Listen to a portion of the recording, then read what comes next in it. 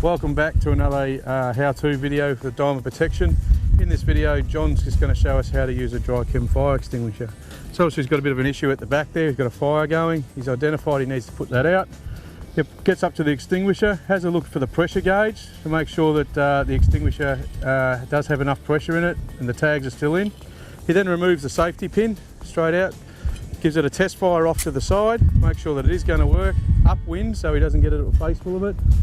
Approaches the fire from upwind. He's going to be doing a sweeping motion and he's just going to lay that right into the top of it there, chasing it into the corners, and then what he's doing there is just making sure that he gets all the corners.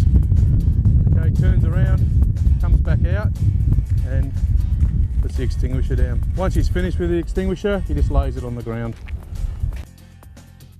This time John's going to use a CO2 extinguisher. So same sort of technique, no gauge on this one though, so you'll be able to feel the weight in it, pull the tag out. Alright, so same method, we're using the pass method, P-A-S-S. Pull, he's tested it, squeeze. Now the only thing we were a little bit concerned about today is with obviously the wind. So he may not have enough go in this extinguisher, but he's going to give it a go anyway.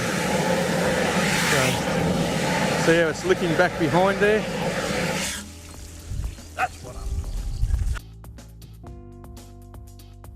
What we're going to show you here is a phlegm liquid fire with a water fire extinguisher. We do not recommend you do this, but we just want to show you the people what happens if you do use a water fire extinguisher on a phlegm liquid. Checks the gauge, pulls the pin, okay, gives it a squirt, make sure it's going to go. All right, so this is, once again, you don't do this, but this is just to show you what happens. He's just going to aggravate it and flare it up. All right, so it's not going to do a great deal. So then he'll change the extinguishers and he'll go for a foam extinguisher, which he's going to change. The same thing, checks gauge, pulls pin. This one's a little bit different. He'll need to test it and lob the foam on there into a corner and sweep it in. All right, so this is using foam.